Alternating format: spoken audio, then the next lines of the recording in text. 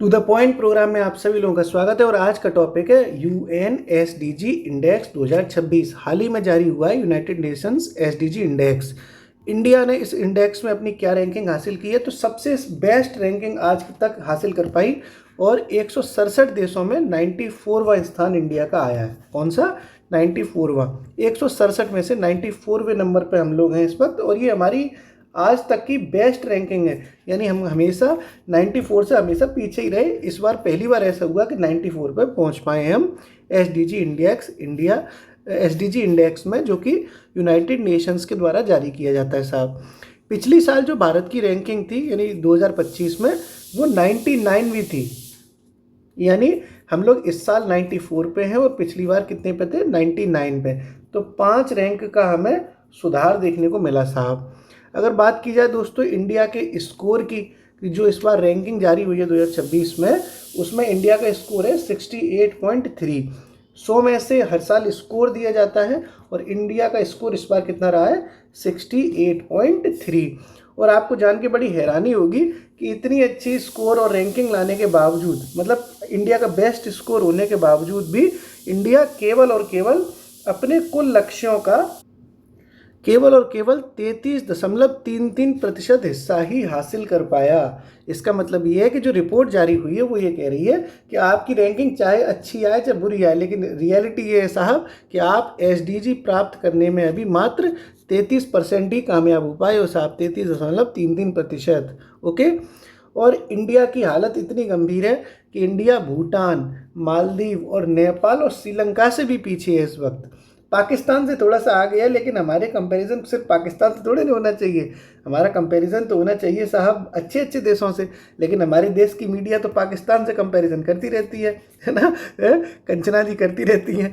तो ये भारत इस रैंकिंग में भूटान, मालदीव, नेपाल और श्रीलंका से पीछे है। अगर बात की जाए नंबर 1 कौन आया है, तो भाई साहब आया नंबर 1 फिनलैंड। फिनलैंड इस वक्त नंबर 1 पे चल रहा है और हमेशा 1 पे ही चलता रहता है।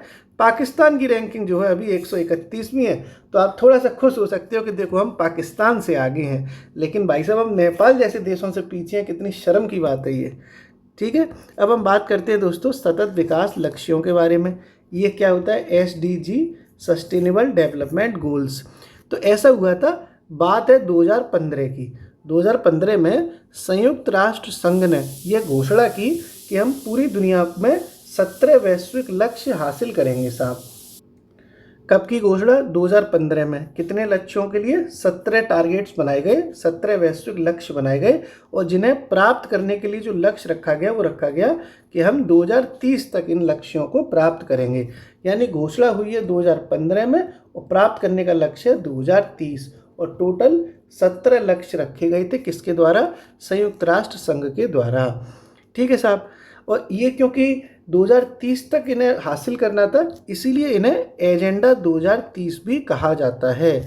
इन्हें एजेंडा 2030 भी कहा जाता है क्योंकि इन्हें हासिल करने का जो लक्ष्य था वो 2030 रखा गया था। ठीक है साहब। एजेंडा 2030 किससे संबंधित हो गया? ये आपका एसडीजी हो गए 17, इनको भी कह देते हैं। ओके। अब बात करते हैं दोस्तों कि भारत में जो एसडीजी है, जो सस्टेनेबल डेवलपमेंट गोल्स है ना, उनके क्रियान्वयन और निगरानी के लिए कौन सी एजेंसी जिम्मेदार है? तो नीति आयोग साहब जिम्मेदार है। इंडिया में अगर एसडीजी के बारे में कोई भी रिपोर्ट वगैरह जारी होती है तो वो नीति आयोग जारी करता है। ओके साहब। तो अपनी जो इंडिया की रैंक पूरा एक बार देखें तो, पूरा रिवीजन करें तो इंडिया की रैंक जो है वो इस साल 94 है, पिछली साल 99वीं थी। और स्कोर इंडिया का रहा है 68.3। और इंडिया जो है इस वक्त केवल 33.33% हिस्सा ही हासिल कर पाया है। भारत जो है भूटान, मालदीव, नेपाल और श्रीलंका जैसे देशों से पीछे है। हालांकि पाकिस्तान से आगे है, क्योंकि रैंक पाकिस्तान की कितनी है? 131। नंबर 1 पे रहा है फिनलैंड। और एसडीजी के बारे में जाना हमने कि एसडीजी 2015 में घोषित हुए थे। 17 लक्ष्य हैं ये और 2030 तक इन्हें प्राप्त करने का लक्ष्य है, इसीलिए इसे एजेंडा 2030 भी आम बोलचाल भाषा में कह देते हैं। ठीक है। और भारत में एसडीजी के क्रियान्वयन के लिए कौन जिम्मेदार है? नीति आयोग जिम्मेदार है। अब आप कमेंट बॉक्स में दोस्तों बताओ कि एसडीजी 6 ये किससे संबंधित है? आप कमेंट सेक्शन में जरूर बताइए। एसडीजी 6 जो है वो क्या है? हंसते रहिए, पढ़ते रहिए, मुस्कुराते रहिए। शुक्रिया।